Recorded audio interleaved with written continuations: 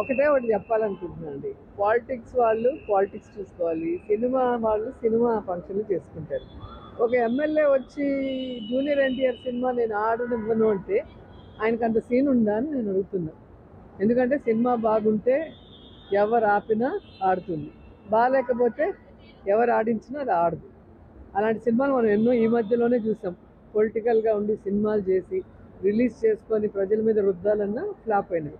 కాబట్టి జూనియర్ ఎన్టీఆర్ అనేవారు ఈరోజు ప్రజలు అభిమానులు అభిమానిస్తున్న ఒక పెద్ద హీరో.